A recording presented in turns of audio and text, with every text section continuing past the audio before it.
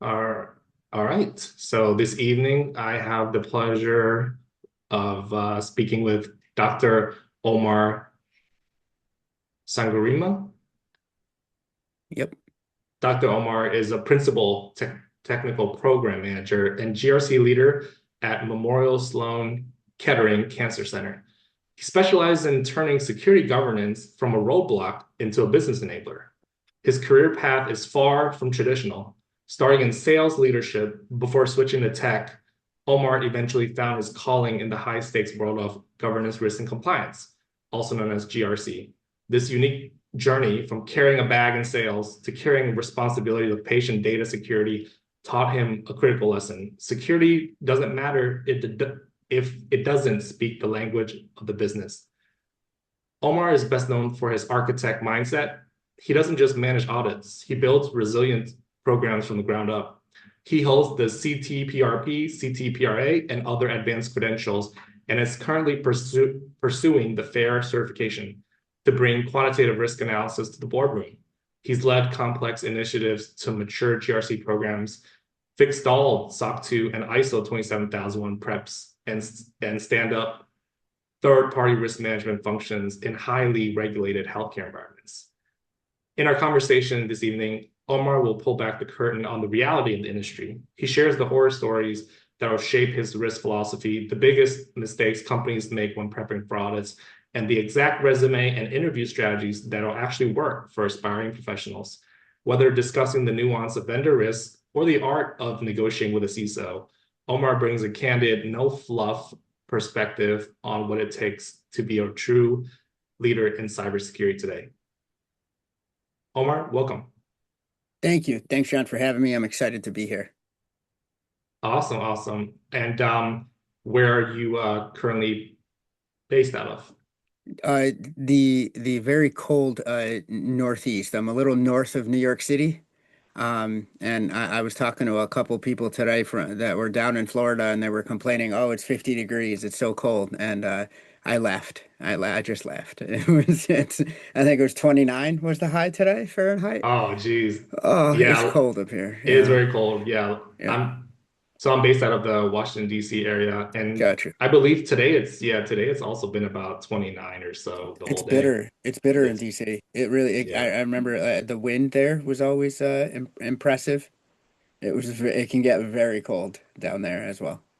yeah, for sure. So I guess why don't we jump into it and Mm. yeah, if you could kind of walk me through your career path, Mhm. from as folks have, we kind of got a brief bio that you were in sales and then you made Sure.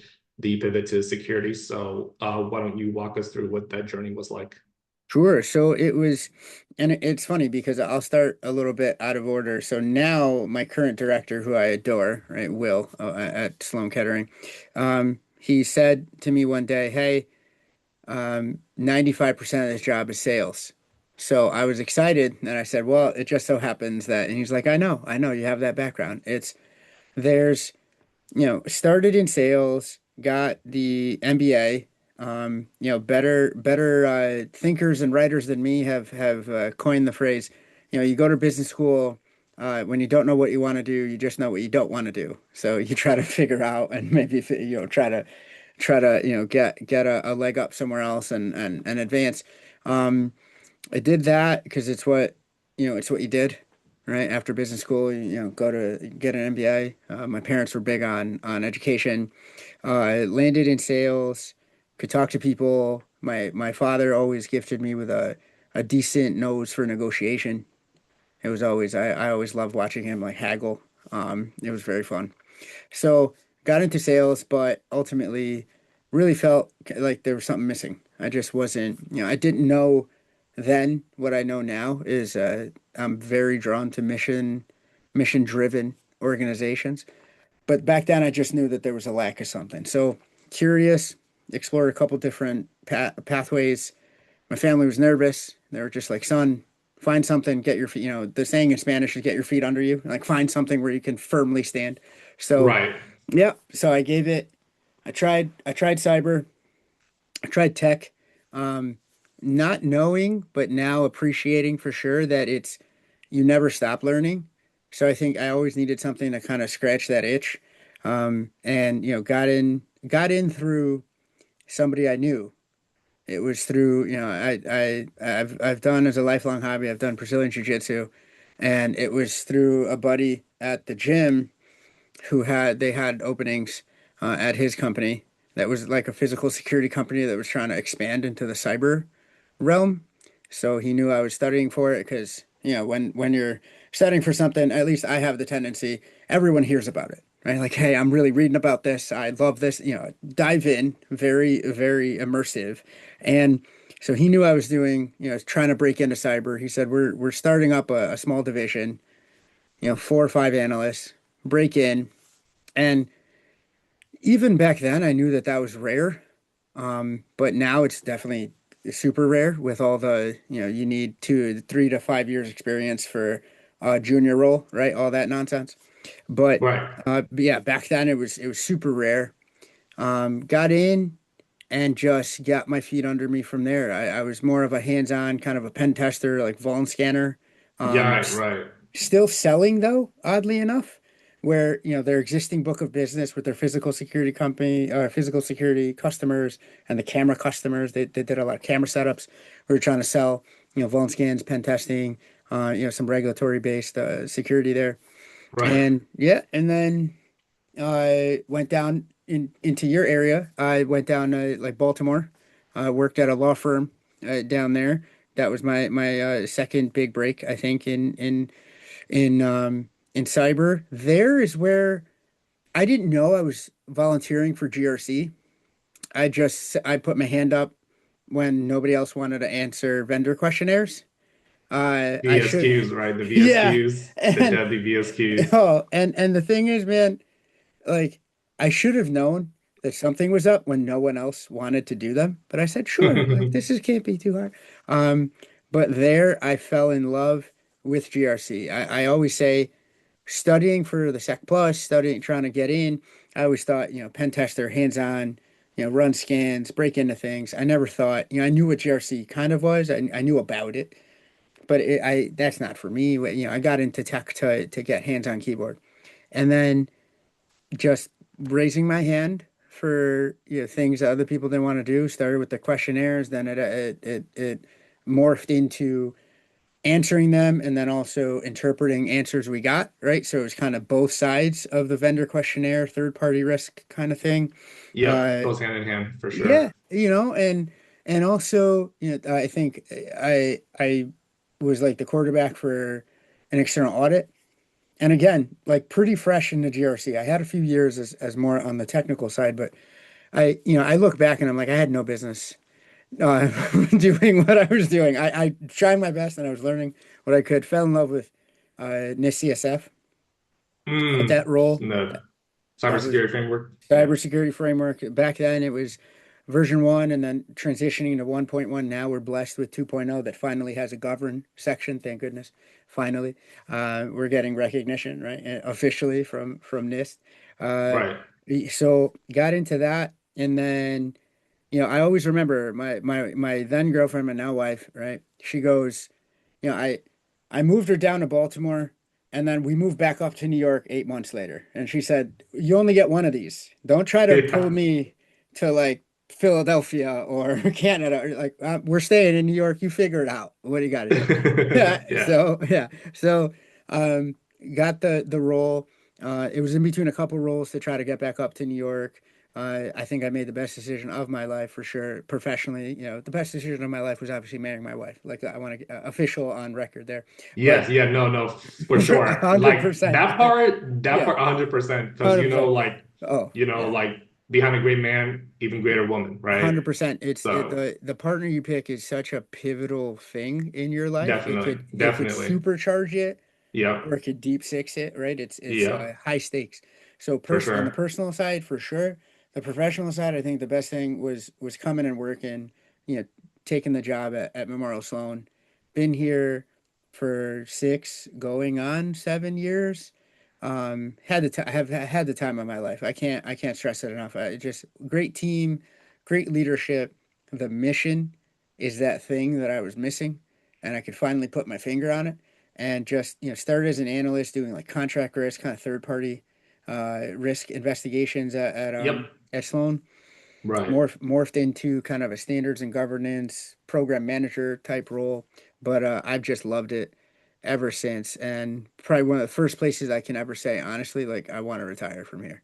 It's just Very the brand. good. Yeah, it's a That great that place. is great. No, Yeah, like from sales to the third to GRC program manager. yeah. That's living the dream, it seems, It's right? it's wild. It's wild. Yeah. Yeah. And so are you remote? Are you in person or are you kind of hybrid? Hybrid, I would say obviously during COVID, everything was completely locked down. I was just talking it over with my wife, thinking about how life was back then, and it seems like short but not ago, Yeah. right? It's like that Yeah, was yeah, but it was like years ago, exactly. right? It It's was years 5 years ago. ago, and then it's like that was a wild time. Like remember when it first started, and we were like washing our shoes, right? We were like shopping and staying away from people. Just wild, wild business. Um, but it's just, getting into and and sitting into the role and getting my feet under me, and understanding kind of like, how the role changes from day to day, which is I think part of like where my interest, the itch is still there, and just having a grand old time. Yeah, no, for sure. Because, my understanding with GRC, right, is you have folks who come from different areas, right, different expertise. Some come from like paralegal, right, legal counsel background, right? Some Yeah. come from technical, like yourself, Hmm. really in the weeds, pen testing, Hmm. network, vuln scans, and Hmm. things of that nature. Some come from security ops, right, from Hmm. SOC work, Hmm. etc. And then there are some students who, they intern at the big fours and then Sure. they're pushed in, they're put in to like audit projects and Hmm. advisory, risk advisory and things of that nature. Hmm. So for me, that's kind of how I categorize like the the personas of folks who, make their way into GRC. It's absolutely like the team. I love the field for that reason because I'm always going to be learning from folks and their different backgrounds of how they got to a GRC role. Because you could have, like you said, straight up paralegals, straight up lawyers. I think there's a big push in the legal Yeah. field just to and it's needed, right? Their Yeah. expertise and also like their levels of excellence at what they do. I'm always blown Right. away, and so need all the help we can get in GRC. But on the flip side, you could have data analysts getting into the mix. You could have marketing and comms people because a lot of GRC programs also kind of run the awareness and training side. So that's a lot of great. Here's how to communicate with people. Here's how to socialize plans. Here's how to influence without authority. And they're just such a great resource. Those marketing folks and those comms folks to come in and enhance everything you're doing. But it definitely keeps it interesting with, Definitely, it yeah. does. Hmm. And then you realize you have to kind of interface with like a variety of stakeholders, right? There's Oh, a ton of people like you yourself as a GRC like practitioner, you have to reach out to said, this department, that department to kind of mhm. get your work done, to be unblocked from the work that you need to do, right? And to kind Yep, of communicate through all the like the top down. sure. And that's, And you know, and in a lot of cases, what they don't tell you, but you learn very quickly, in a lot of ways, that communication, you don't have the authority yeah, you in those, don't. so you can't hit people over the head and say, "Listen, this is the law." Even saying that, that'll get Yeah. you some of the way, but Yeah. also it will get you part way and it won't be sustainable. Like maybe people you'll incite them to action, but they're always going to be mad at you. They're always going to remember that you came at them really hard and said, "This is the Yeah, law, you got to do this," versus you got to sit there, qualify what they need, see how you can align with what their KPIs are pushing them for or yeah, what they want to get done in the year, and then almost bring in your security stuff like, "Oh, don't mind that. That's just extra. That's just on top. No worries. How can I help you?" And truly though, that absolute if that sounded like sales kind of qualifying the customer and then selling to Hmm. their needs, Yeah. you are correct. It's absolutely the approach that I think bears the most fruit. Yeah, no, for sure. Like I feel like with like as GRC folks, we have to influence without authority, right? All day. It's kind of like how in tech you have product managers, right? Well, they own the product, but really though they have to influence without being authoritative. And they Hmm. have like yes and no's and they have to prioritize, deprioritize all the time. And Hmm. I feel like as GRC folks, we are in one of the same, right? But it's you kind of have to understand the business, understand the stakeholders, understand what they need, and Sure. then yeah, and then you can push the security agenda Of course. forward. And I Yeah. think, like you said, that's what that method it is what bears like the most fruit, as For you sure. said, right? Hmm. Hmm. And so you've done a lot, in your career, and I guess, you know, like what lessons from the roles that you had kind of helps you shape the way you think about like risk and compliance and security. Like I was wondering if you could touch on like some of the lessons that really Hmm. was like, yes, that was the lesson that allowed me to shape my whole mantra of GRC of like on what it is today. Yeah. So I always remember when I first broke in and I was working at the law firm. I think, and this is going to sound really silly, and you're going to go, of course, Omar, come on. But when you're in it, you don't realize it. There's folks were going, I was supporting a mission. I was supporting something else that the organization was doing. I was at a law firm. That is, and it wasn't even a cybersecurity law firm. It was just your general law firm in the Baltimore area. Their their drivers, what they're in business to do, has like almost little to nothing to do, at least top of mind, with cybersecurity. And so even the things that get us out of bed and the things that we obsess over and the things that we drive and take up all our mental bandwidth, that's not what the org is in business to do. And I think finally realizing that, where there was a couple of times where I go, but that's just not, this is going to be too risky. This is not that's a bad idea. When you look at it from the lens of the business, there's no opportunity that doesn't come without risk. You just have to decide how much risk you're comfortable to take. And I became more effective even in a short time in the 8 months, or maybe not more effective, but like the job was a little easier, a little smoother. Once I realized that the business is setting the tune, I just have to advise and Hmm. maybe make sure that there's nothing deadly that they're going to step into, right? If there's something just absolutely you're breaking the law, this is going to GDPR is going to come and blow us up, something of that nature, like navigate around the icebergs. But outside of that, it's the business that's setting the tone of what we're going to do. And the more I listen, the more then it becomes a smoother relationship. And I'm glad I learned that there, because then obviously moving to another highly regulated environment like a hospital, Right. we're not in business. Nobody comes to MSK. I always say this. I love, nobody comes to MSK because we have a great cybersecurity department, right? If we're doing our jobs in cyber well, you never notice us. That's the point. It should be seamless. It should be, well, of course we're protected. It's everything's at the level of what you think when you go to get our beautiful cancer care, like world class. So everything, of course, they have it locked down. You never, yeah, and getting your ego out of there and then really putting yourself into what do the researchers want to do? What do the clinicians need? How can we protect patient safety? The critical things that the org is in business for. And then we shape what we do around that. Then I think you nitro boost anything you want to get done. There's still going to be obstacles and conflicts, no problem, just because people are people. But it it's better, I think. You don't get the ulcers.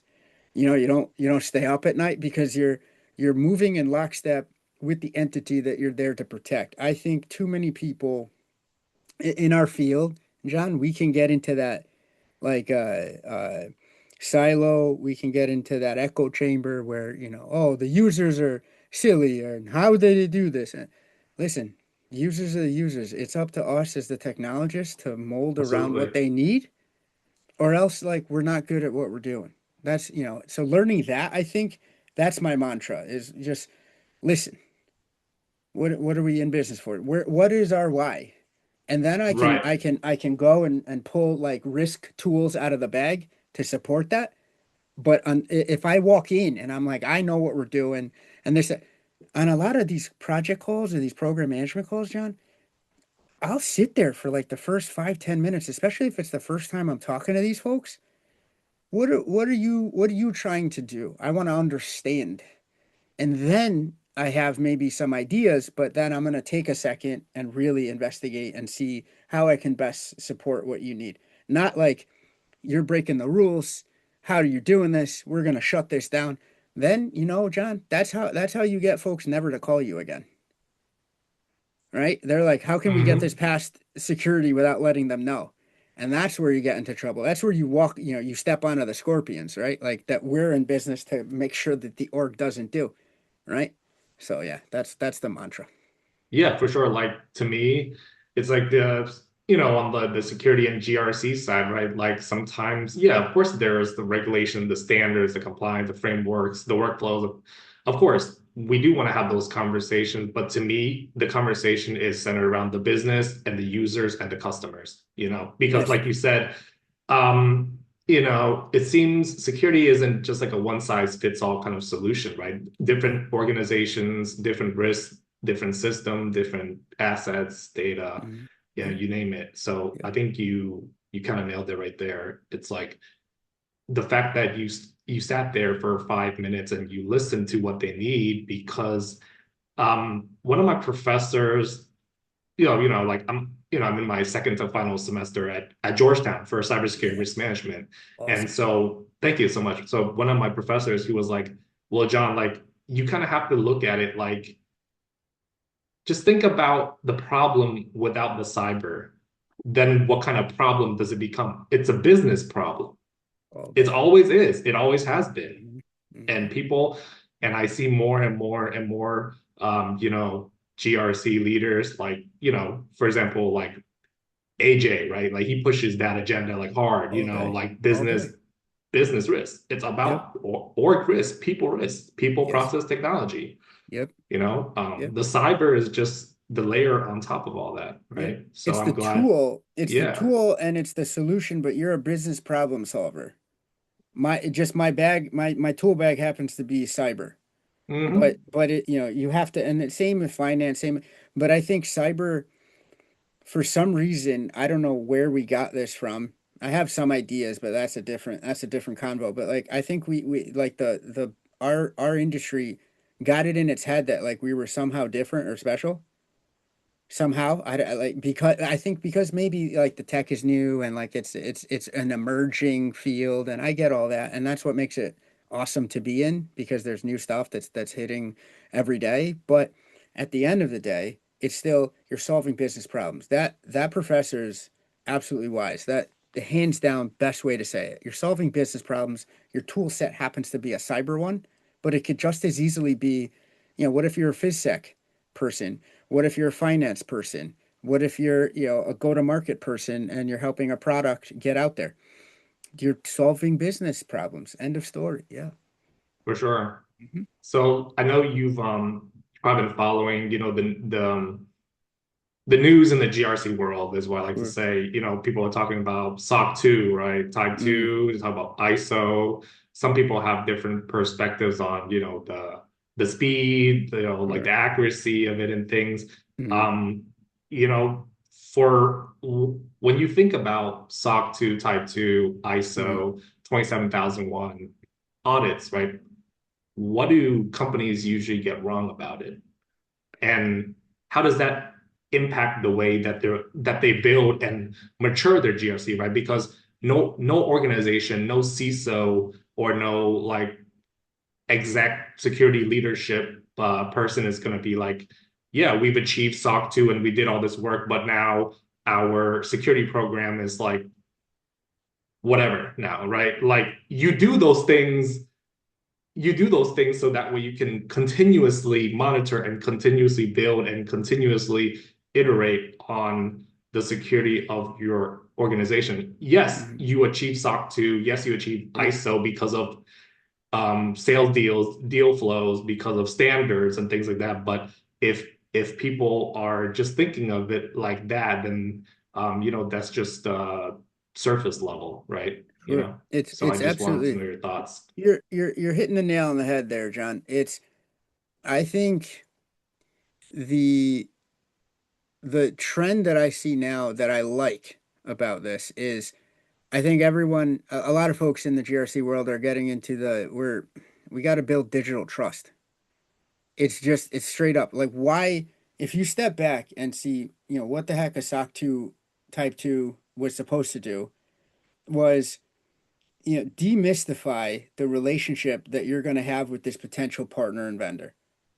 It's not, if you have that, it's supposed to signify a floor, a base level of what they're able to do and how much trust you can put in them.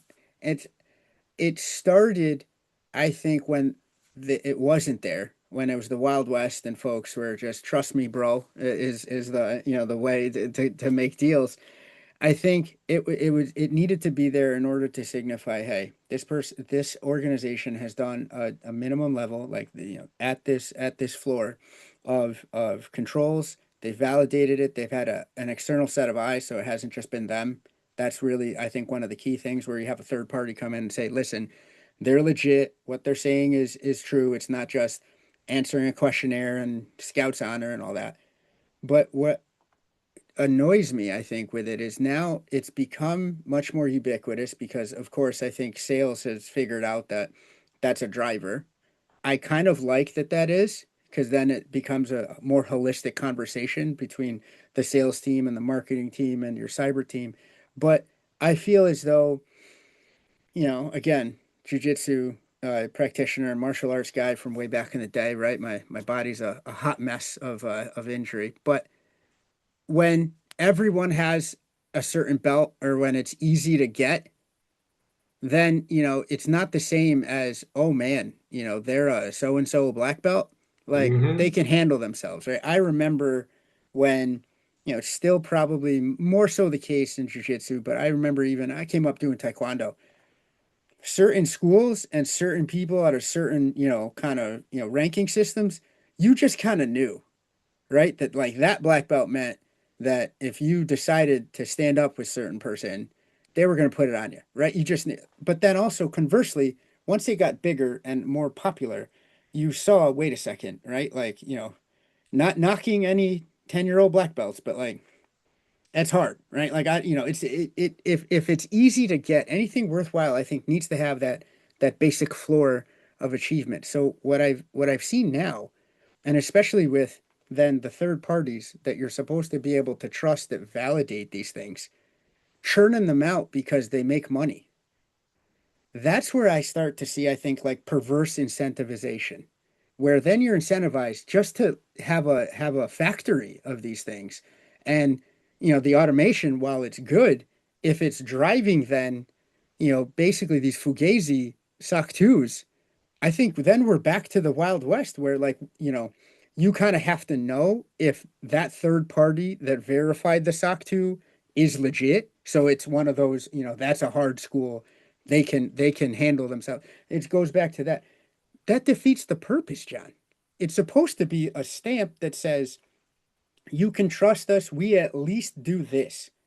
You want them to do more. And I think that's the second piece of the answer is folks have in the industry it's become that the SOC 2 is that's it. I do that, and like you said, I figured out security. I've achieved security, right? Like, which we know is a hilarious thing to say, but in reality I think once certain boardrooms see that, they're like, yeah, cool, we're done. And then because I've had clients, right, on the side hustle tell me, cool, we're done, right? I'm like, wait a second, it's You almost just you're yeah, just beginning. you're You're just just beginning. beginning. You're and just and beginning. and what's nuts to me is like, and the way that I walked this one client from the ledge was, I said, listen, you got it. I'm super excited. It was tough. It was fruitful. I feel, I think we all feel the org is more secure for getting it. Awesome, great. If you were to then next year not have it, you're going to invite more scrutiny than if you had never gotten it in the first place. Indeed. So that I think like stopped them. And again, I said, listen, even if you don't go with me as an advisor to get you ready, like no skin in the game, take all the monetary like incentive for me out of it. I'm telling you, it's a bad look. If you get it and then next year you don't have it, you're going to be talking to your clients because they're going to have hard questions about what the heck happened. So it's a journey. I hate, it's a forever thing. You're locked in kind of like you can't, you have to maintain the floor that you've publicly said you have because again, it's that digital trust, John. That's That's what true. that's for. Yeah. That is for sure. And for me in TPRM work, right? It's Yeah. like I most folks will be like, oh well, John, like just go to their SOC 2 Type 2 report, right? Like from Inside Assurance, Prescient, or Correct. Hmm. whoever is Hmm. the official CPA that's signing the paperwork and giving Hmm. them that report, right? But for Hmm. me, I actually go to the basics, like the security documentation, the technical Yep. docs about single sign-on, MFA, Yep. like if they have those IDP, API Hmm. integrations, right? Yep. If they have the trust center, if they have a security page, right? The privacy policy, the list goes Yes. on, For sure. right? And that's because those are, like you said, like some like the SOC 2 Type 2s of it's becoming like given out like candy now these days, right? So Absolutely. it's somewhat kind of devalues the value that's supposed to be coming from that, from the said audit. So when you're able to look at it from the lens of what kind of security documentation do they have that existed before even the SOC 2 comes into play. The SOC 2 100%. becomes to me as like a supporting like level of documentation that says, okay, fine, like out of all the user entities, trust service criteria controls are all Hmm. met. There's no deviations. No one Hmm. reported anything crazy. You Hmm. know, and then now you have a level of judgment where you can make and be like, okay, yeah, this organization, this vendor, they get it. They truly understand security. You know. Yep. And it's like you said, John, it's you still want to have those conversations with those partners. This is not a you hand me a sock too and then we never chat, right? I Hmm. want to know, like you said, are there any qualifications on that sock too? Are there any funky things with scoping? Should they have beyond just your regular security trust services criteria and they choose not to? And you're like, wait a second, but the business you're in, maybe you should probably have gotten privacy as part of the SOC 2. Why didn't you? Wait a minute. It's like you said, it's getting devalued, and there's still that human in the loop need for validation and because we've both been across the desk from folks and you're like, I know the documentation says the right things, but I'm just getting a weird vibe from basic questions that I'm asking here. Wait a minute. But I've also had to fight the fight of, well, hold on, Omar, but they have a sock too. So what, your gut is telling you like, so then are you psychic? Like I'm like, no, but I just and it's a delicate dance then to do because everyone in the business is kind of trained now. SOC 2 type 2, cool. You're good, right? Meanwhile, we know like if you go to AWS's trust center just to pull one out of the sky, like they have certs on top of certs. They're not relying on just a SOC 2, my friend. They have, which one do you want? It's almost like the vendor in Times Square, right? I got all these watches. Like which one do you want? I got it all. To me, that tells me, wait a second, if in AWS it says the SOC 2 just ain't it, just isn't enough, maybe we should to take a look at hold on. That tells me I think all I need to know in terms of again, context matters, who you get it from matters, what the scoping matters. So yeah, you still need us in the loop there. Hmm. Yeah, for sure. And then what's funny is when I was getting in the industry and started doing the GRC work and I started seeing questions and started filling out the vendor security questionnaires and I started realizing that and being a part of FedRAMP audit, being a part of SOC 2 Type 2 audits, it's like, well, wait a minute, why exactly are they asking me things repeatedly, the same meaning, but in different ways, they phrase it differently. Yep. Like it brings me back to school. It's like, is it one of the above? Is it two of the above? Is it all of the above? Or is it Yep. none of the above? Yep. And I realized that that's the fastest way that they could sample if you're BSing or not. 100%. That's It's the yeah. because Uh, they could catch you in a lie really quickly by asking you the same thing, but then you're just gonna go off and be like, oh, they're asking me this, they're asking me this, so then you start copy pasting certain things that Sure. may not be the case because they may have tweaked something within that question that'll be like, Mhm. I gotcha. You Yep. said this, but then now in this section you said this. Yeah. And why is the difference? And that difference can sometimes be so telling because of just and again, not saying of course that I sat there and spun tales and lied, but be having, filled them out and having read them, there is an art form to some of these questionnaires in terms of folks that are really good at being able to maybe skirt issues or illustrate things in a certain light, but then it becomes kind of a two-way dance. Then you have to sit there and interpret, wait a second, why are they saying it this way? And like you said, there were inconsistent with, these six questions that really kind of center around identity, but like they said that they had, automated lifecycle management here, but then they said that it was, incomplete and not complete, not completely deployed over here. Hold on a minute. Do they even have it? Are they just straight like it's one of those things, and again, it's that trust issue. We're having these convos. So I know that if I'm in business with you, at the very least, you're gonna do your best. You care about my data, you care about your environment, and now in today's world, man, you know this, supply chain risk is so disproportionately outsized Yeah. high in just any business you're in that Yep. it's so important to establish that trust with your partners.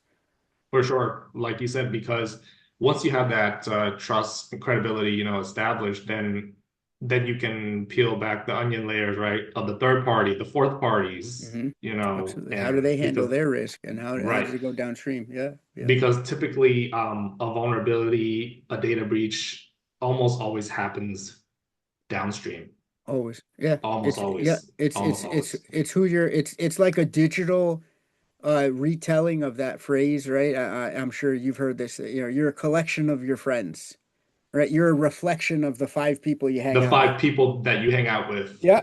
In the digital realm, that's absolutely proven true. You're only as secure as your ring of trust that you have with your vendors. And I think some vendors are starting to understand, John, that that's a competitive advantage. If I know that they're rock solid, or if something happens and they're forthright, they don't try to hide it. They say, you know what, they got us. This is what we're doing. I've looked at some of those disclosures and said, you know what, they try to do it the right way. They're being upfront. They're not trying to say, oh, it's that fault, it's that fault. It's like, nah, we didn't do the right thing. We're gonna be better. I could still think about doing business with those folks again versus folks that are like, well, no, that wasn't us. Or as we both know, folks that won't report stuff for a while just because the law doesn't mandate it in certain instances. It's a mess out there right now for third party risk. Yeah, yeah. And like you said, like if we go back to the SOC 2 and the ISO reports of the world and you look at it from that angle, it's just not enough, right? No, no, Like it's a it's floor. it's It's a floor. it's not It's a enough. mhm. Yeah, it's not enough on that lens. You have to peel back more of the Sure. security, you Yeah. know, you have to read documentation, you have to sample evidence, you have to interview folks. Hmm. So like some third party some organizations have full third party risk management departments where Hmm. in my opinion they kind of operate similarly to like folks going through an audit readiness phase or an audit phase, right, where Hmm. they're bringing in people and they're sampling the data, they're doing the control, the testing, they're asking the questions uh in an interview format, you know. Hmm. And I think that's how they're able to like have the discernment to say, hey, these folks are doing the best with security. Because at the end of the day, it's not about you doing every single thing correctly. You're not going to be able Possible. to, just like Possible. the risk.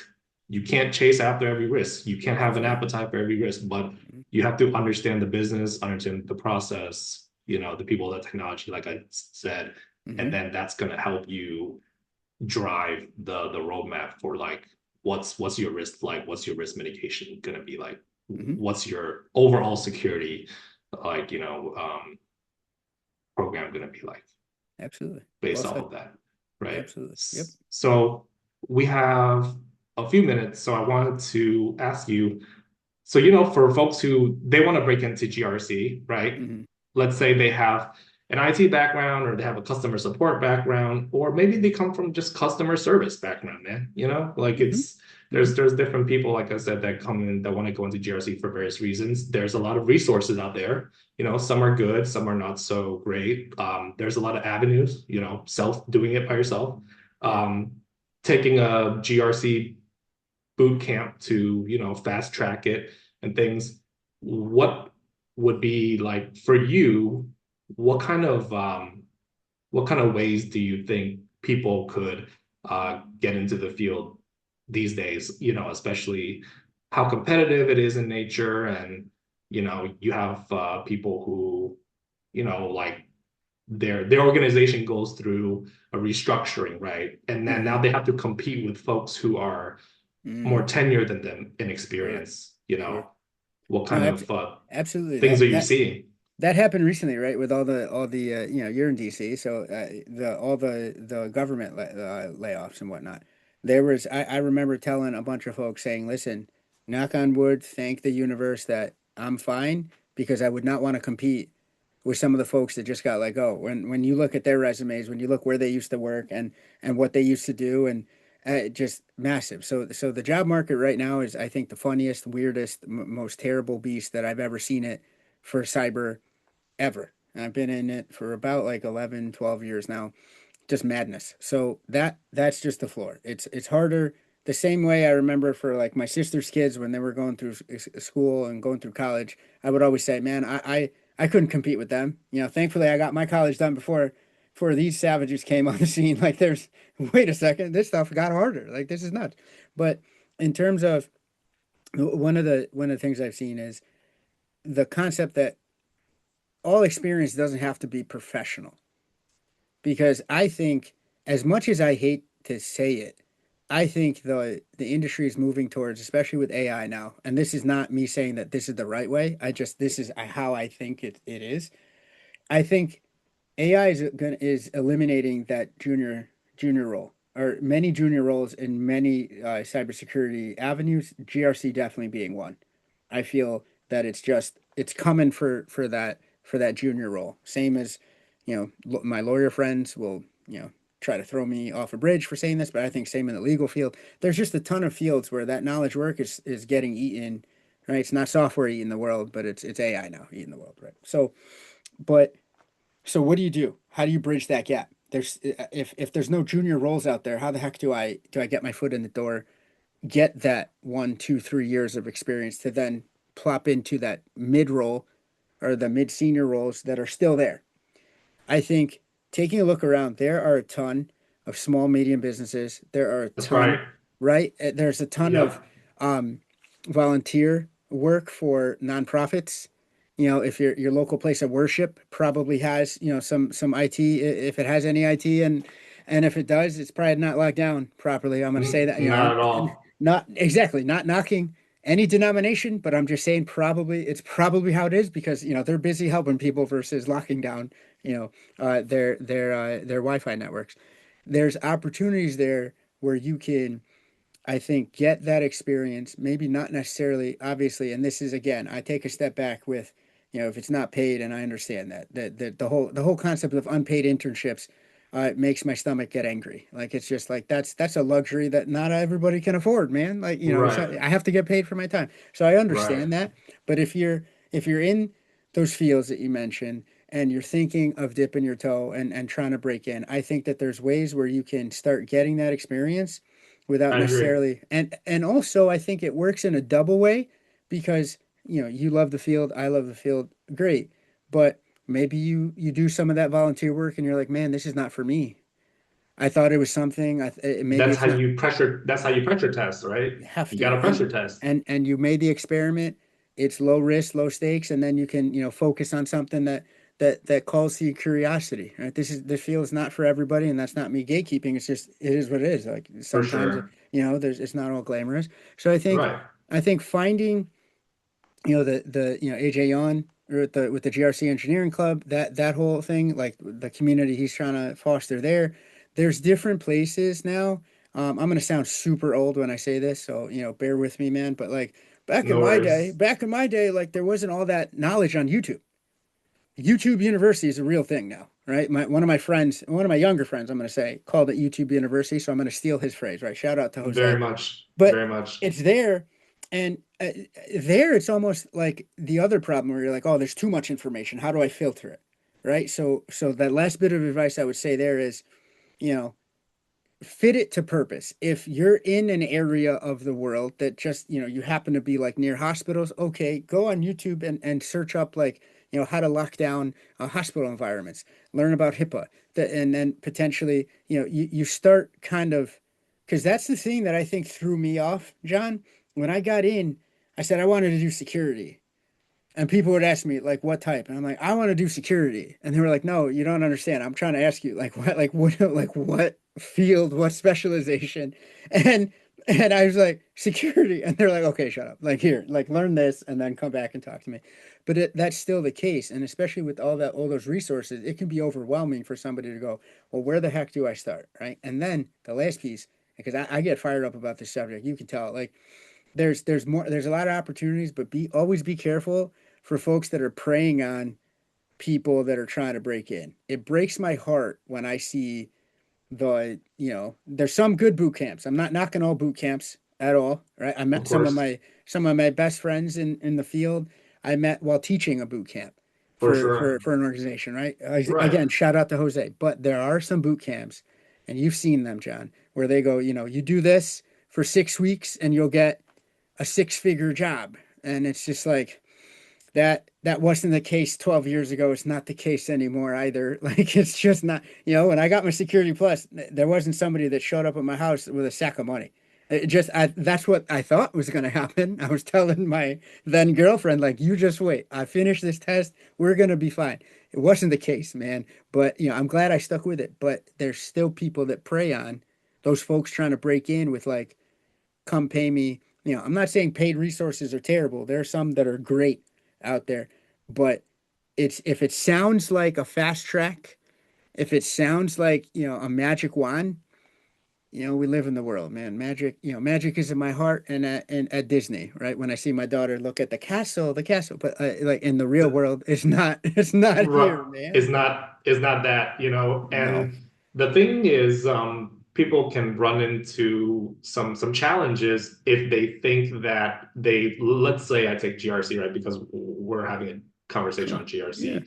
Yeah. And so let's say they kind of drink the Kool-Aid about, like do this course and you'll get a six-figure salary. And their mind is like, what is the absolute fastest way possible that I can achieve a goal? You can't think like that because when you go into the field and you work, it doesn't work like that, No, and no. then you run the risk of like ethics and beyond, right? Ethics and Uh, also resiliency too. Like imagine resiliency, like we both faced hurdles like in our first jobs in the field as well as even now today, of course. And if you don't build up that resiliency in your heart of like, well, wait a second, this is hard.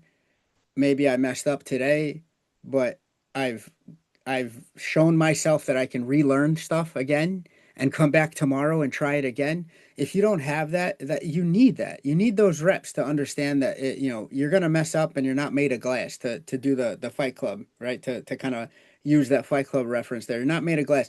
You're gonna get up and try again. But if you're all about like the fast stuff, something's going to hit you. An audit's going to go weird. People are going to put their trust in you for their assets. you're going to mess up, and then they're going to have some hard questions for you. It's just not the way, man. It's not the way. Yeah, it's better to do it, to take your time and do it and learn it, because especially for folks who are, just new, or they're newly learning the material, that is the Hmm. perfect opportunity to build, your brain to intake the material, to apply it and to do it the right way, because Yep, that's going to pay like astronomically for the rest of that person's career, So 100%. I think that's, and then the last point that I want to make to your point about the if you are volunteering, sure, like it could be unpaid, right? However, if it turns out that you do like it, well, now you have a case study you can build, and then you could, maybe you find an audit firm, maybe you find the small medium businesses that are doing GRC, and you send a cold email, put your resume in there, put your case study in there. You're already ahead of like 80% of people, because not a lot of people Building are doing that building the portfolio, for right? your Shout out portfolio. shout out to HA again with showing the work and showing that you can, you had that. I can't tell you, like, if being on the other side of it with the hiring stuff, right? If I get a portfolio with a resume, that person's going, I'm gonna talk to them. I might not hire them. I'm not saying, again, not a fast track to $1 million, but I'm gonna talk to them because it's still so rare, especially in GRC, where I'm like, you know what? That's talent, or that they're going about it the right way. I just want to talk to them. Maybe it's not, I'm not going to hire them today, but maybe I'm going to make a connection where I might hire them later, or, I might work with them down the road. You never know. But like Something might portfolios, be there though, right? it's such a game changer. Still, it's such a differentiator in this weird job market, John. That was a great point.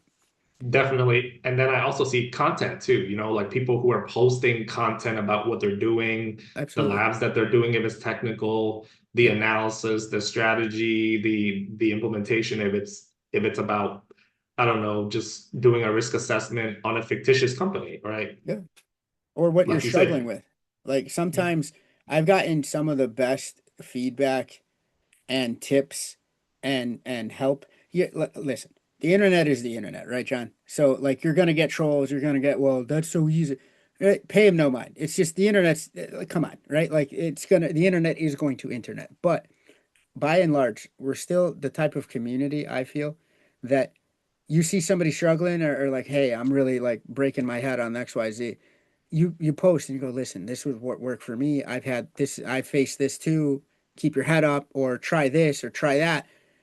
And there you go. You just got through the roadblock. And but being vulnerable, I think, enlists the type of credibility then later if you were to do more content in another vein where it's like, listen, this is what worked for me. And so I think it's just, you do the work in public, right? The work works, as they say, and that portfolio, I'm telling you, it's still like such an ace card in your deck for breaking in.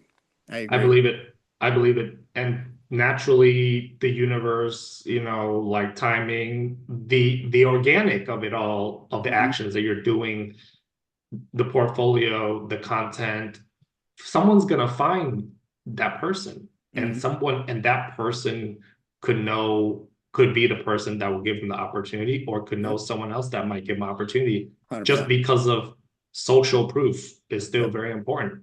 Social proof, Absolutely. Oh, and sure. being able to kind of adequately demonstrate that you can do the job. Hmm. Because for me, what I realized that worked for me was, times where I was in an interview, yeah, sure, I manifested it, but I did the work, and I was there on the interview, kind of doing discovery. What's the problem? What's the risk? And then proposing the solutions on the spot. On the Yep. spot, I was doing it.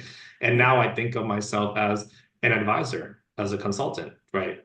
You're a business problem solver, John. Like it That's goes what it back to is. the top of the call. And That's what it that is. and as a hiring person, you get into those conversations with people you're talking to, for it gives it an authenticity, right? Where they're remembering stuff that happened versus trying to answer your question the best way possible. And that's where I even advise folks that ask me, interview tips. I go, sometimes you tell them about something that went wrong, right? Where like that pain, oh man, I can't believe it. We did this and then this went sideways. That is not something that you can fake. That is not something that like AI will tell you, answer this question in this star format and tell them about like a terrible time. But it gives it an authenticity of like, oh no, that person has been in that situation. Their resume is legit and they showed resilience because you know this, not everything's going to go right. So I want to know somebody that I'm going to put on my team is going to have that steadfastness, that grit to figure it out, and has that curiosity, has that thing in their head that says, I'm physically bothered by not knowing what the answer is. I'll hire for that 10 times out of 9 for Yeah. sure. Yep. Yeah, no, like I definitely agree. And we definitely touched on a lot of great points. And I'm really glad, that we connected and, I'm glad to have met, as GRC practitioner as yourself that Thank you. actually, cares about the community and also students and career pivoters and things because these are the conversations that they need to hear and they need to implement. And I know because I pressure tested so many things and I know it works, So I just wanted to say thank you again for coming on and joining us this evening. And Thanks for yeah, having me. And the community is better for also having you provide this type of forum, John. Like, don't downplay that. You're also doing great things. And again, like you said, the universe rewards that, right? You're being good to the community. The community is going to be good back to you, man. So thanks for having me. for sure. Thank you so much.